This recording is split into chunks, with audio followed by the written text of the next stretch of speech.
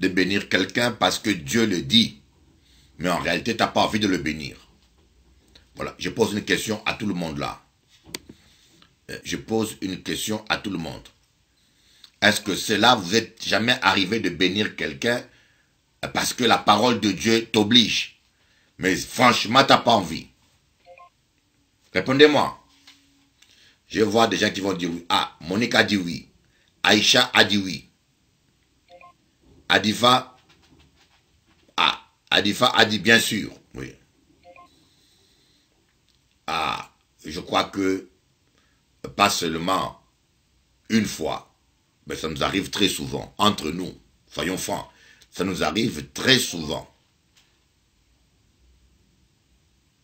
Ouais.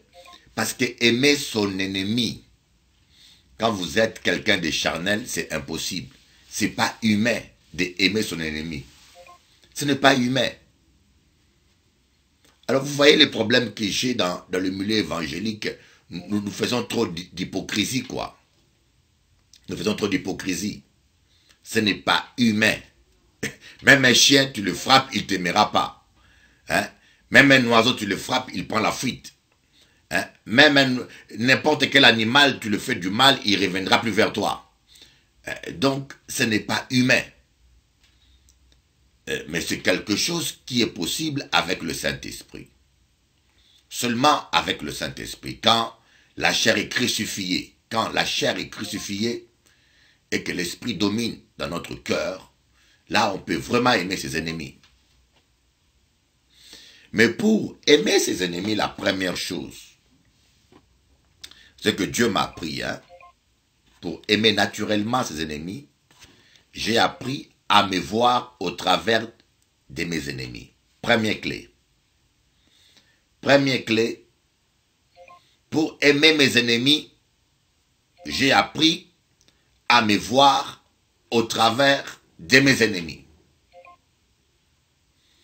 Par exemple, quelqu'un qui m'insulte, je ne le vois pas que lui, mais je me vois aussi moi quand j'insultais les gens.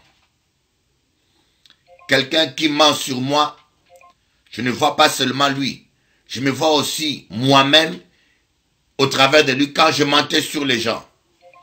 Quelqu'un qui m'attaque, je ne vois pas seulement la personne, mais je me vois aussi moi quand j'attaquais les autres. Vous comprenez? Vous allez prendre conscience que, en général, les gens nous font souvent le mal que nous-mêmes, nous avons eu affaire à quelqu'un d'autre. Un exemple, moi, quand j'avais mon père spirituel, il fut un temps où j'étais hypocrite avec lui. Je parlais derrière lui, contre lui, quand j'étais jeune serviteur de Dieu. Simplement parce que j'aimais une fille, j'étais encore jeune, et mon père spirituel, bon, je dis mon père spirituel, mon mentor, il voulait se marier avec la même fille. Et cela m'a rendu jaloux. Alors, je le déconseillais, je lui disais, ne te marie pas avec elle, elle n'est pas spirituelle. Et j'étais vraiment un véritable hypocrite. Et quand j'ai rencontré d'autres personnes, je les critiquais. Voyez, ça, il y a 25 ans. J'étais encore très jeune, il y a 25 ans. Et un jour, je me suis retrouvé avec mon pasteur, ce pasteur-là, à Châtelet-Léal. On attendait le RER. Quand le Saint-Esprit m'a dit, demande-lui pardon. Ah! Et lui-même, il ne se doutait pas du tout de ce que je faisais derrière son dos. Il ne s'en doutait pas. Il avait confiance en moi à 100%. Mais une voix m'a dit, demande-lui pardon. J'avais plus la paix. Je lui ai dit, frère Albert, je demande pardon parce que je t'ai critiqué. Je parlais mal de toi derrière ton dos.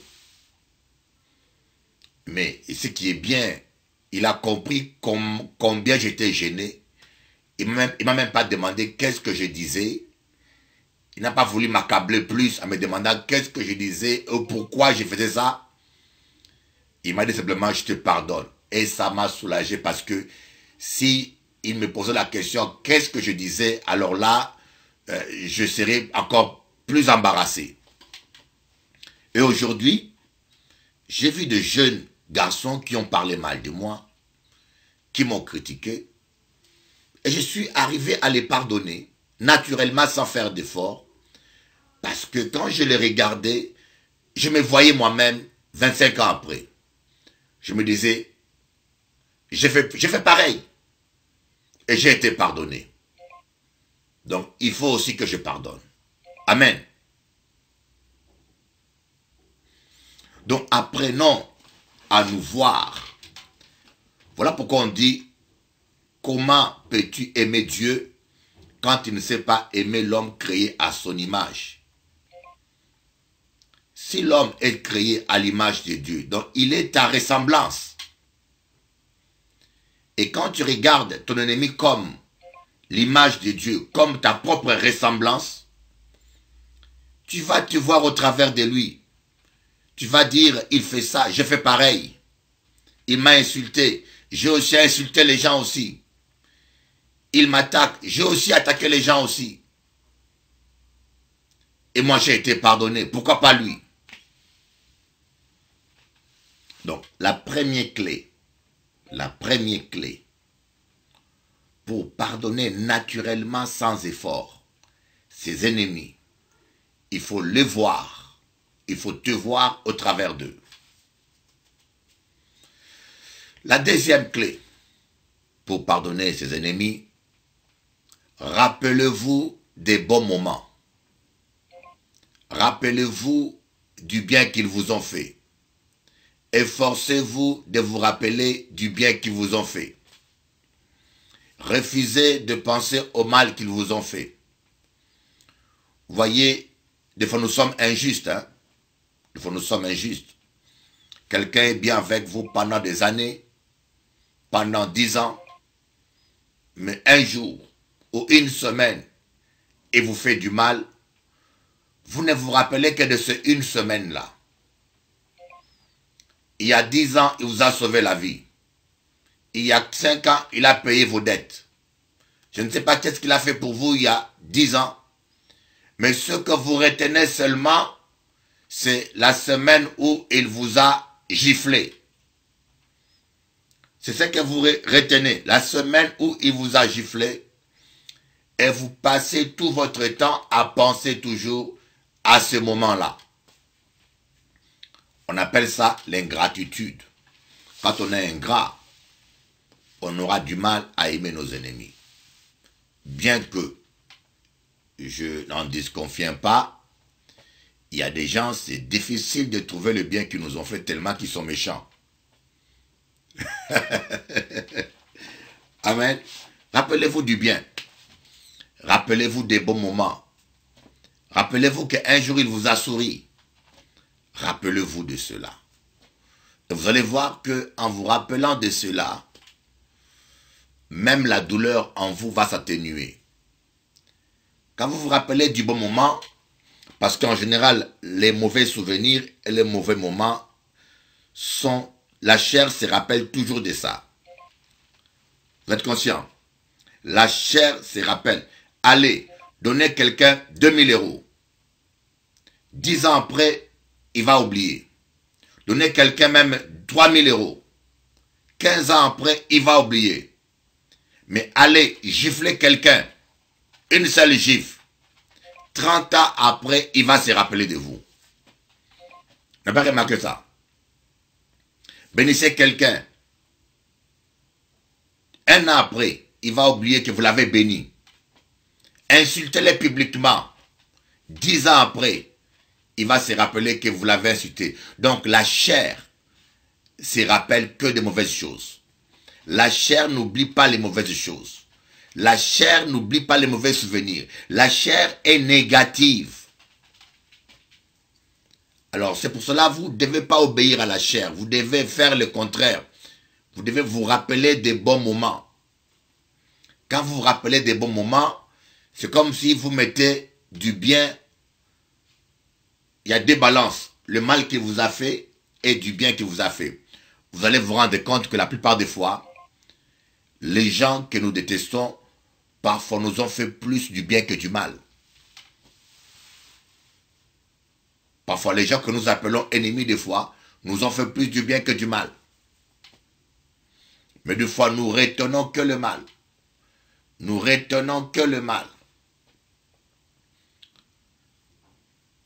Ah oui, nous retenons que le mal. Et quand vous retenez que le mal, croyez-moi, vous pouvez parler en langue ou faire tout ce que vous avez, vous aurez du mal à aimer les gens. Vous aurez du mal à aimer vos ennemis. Donc il y a la deuxième clé que je vous donne. La troisième clé. La troisième clé.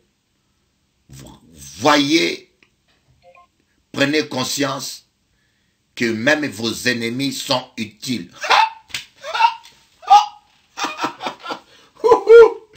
Ah, ma petite, Oezalilo, ma petite. Aïe, aïe, aïe, aïe, aïe, aïe, aïe, aïe, aïe, aïe, aïe, aïe, aïe.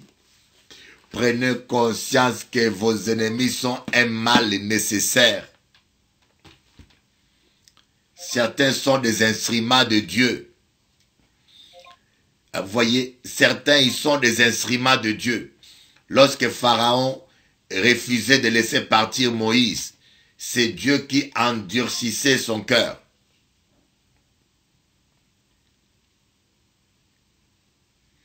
Voyez, il y a des gens qui vous trahissent parce que c'est Dieu qui permet ça. Ça peut vous choquer. Je sais de quoi je vous parle. Je sais de quoi je vous parle.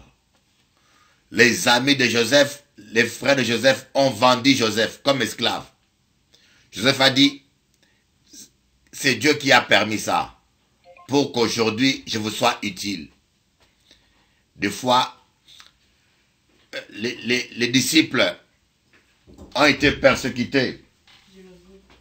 Ils ont fui Jérusalem parce que Dieu voulait que les disciples aillent répandre l'évangile dans toute l'Asie mineure. Mais comme les disciples étaient dans un confort, Dieu a permis la persécution pour qu'ils quittent de force, qu'ils abandonnent leur confort et qu'ils aillent prêcher l'évangile partout. C'est ainsi que Philippe a pris la fuite. Il a laissé Jérusalem, il est allé à Samarie prêcher l'évangile, il y a eu un grand réveil. Voyez, les gens qui parlent mal de nous, des fois nous obligent à beaucoup prier. Les gens qui nous attaquent, des fois nous obligent à chercher la face de Dieu. Voyez, les attaques que j'ai vécues m'ont amené à jeûner. Je suis en jeûne actuellement parce qu'on m'attaque, parce qu'on parle mal de moi, parce qu'on me combat, gloire à Dieu. Si on ne m'avait pas attaqué, comme dit Flair Bompi, nos ennemis sont des escaliers utilisés par Dieu pour nous faire accéder à notre élévation. Oh oui. Voyez, c'est parce qu'on m'attaque que je suis en train de jeûner. Ça fait longtemps que je n'ai pas jeûné comme ça. Mais c'est à cause des attaques, ça m'a fait du bien. Ça m'a rapproché de Dieu. Donc quand vous voyez vos ennemis, regardez au-delà du visible. Regardez au-delà du palpable. Regardez au-delà. Regardez au-delà. Regardez au-delà. Regardez au-delà. Toutes choses concourent au bien de ceux qui aiment Jéhovah. Et s'il le permet, il sait pourquoi il le permet. S'il le permet, il sait pourquoi il le permet.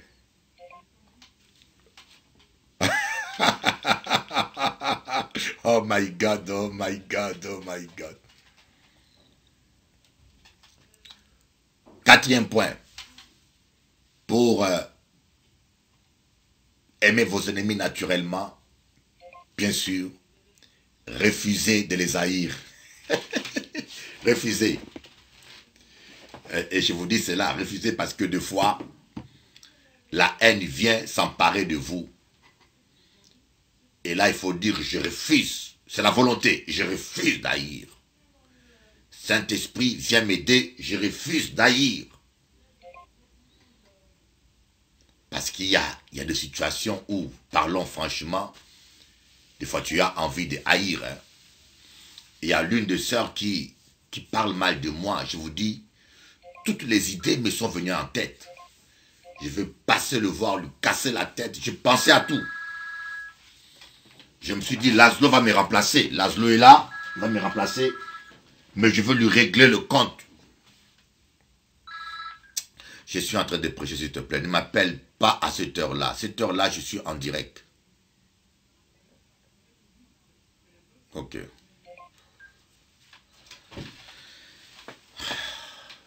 Elle m'appelle toujours à cette heure, à l'heure où je prêche.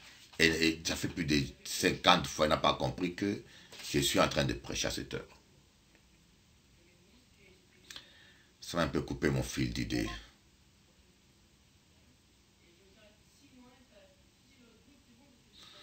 Voilà un peu ce que je voulais partager avec vous. C'est question de volonté. Il y a aussi la volonté qui joue un rôle. Vous devez avoir la volonté. Amen. Appliquez ces 4 principes. Vous allez voir après que c'est facile d'aimer. Judas était là. Il faisait sa mission. Judas était là. Il faisait sa mission. Jésus a dit, ami, fais ce que tu as à faire. Parce que Jésus avait une vision prophétique. Il savait qu'il fallait que Judas fasse ça. C'était dans le programme de Dieu. Jésus n'a pas dit, Judas est hypocrite, Judas mange avec moi, Judas m'a trahi. Jésus ne s'est pas plaint. Montre-moi un seul endroit où Jésus se plaint de Judas. Montre-moi un seul endroit où Jésus murmure ou se lamente. Il y a des gens qui doivent vous trahir. Il y a des gens qui doivent faire scandale sur vous. Il y a des gens. Mais si on ne vous trahit pas, comment serez-vous couronné? Si on ne parle pas mal de vous, comment serez-vous couronné? La Bible dit, heureux serez-vous lorsqu'on parlera mal de vous à cause de moi, car votre récompense sera grande dans le ciel. Et Dieu permet qu'on nous trahisse. Dieu permet qu'on parle mal de nous. Dieu permet qu'on nous attaque, afin que notre récompense soit grande dans le ciel. Ouh! Réma.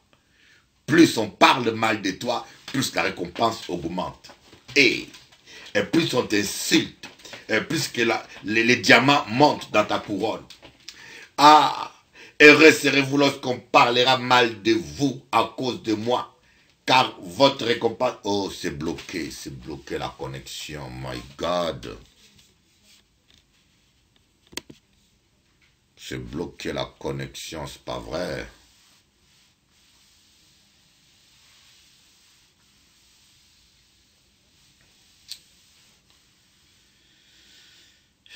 Plus on t'insulte, plus les diamants augmentent. Bishop Eli est un voleur, le diamant augmente. Bishop Eli a violé une fille de 13 ans, les diamants augmentent. Bishop Eli a tué quelqu'un, les diamants augmentent. Bishop Eli est un sataniste, les diamants augmentent. La couronne augmente. Insultez-moi s'il vous plaît. Attaquez-moi s'il vous plaît, je vous en supplie. Ceux qui veulent attaquer, attaquez, attaquez. Il me faut une grande couronne au ciel. Attaquez-moi s'il vous plaît. Voilà pourquoi Jésus a dit malheur à vous lorsqu'on parlera que du bien de vous.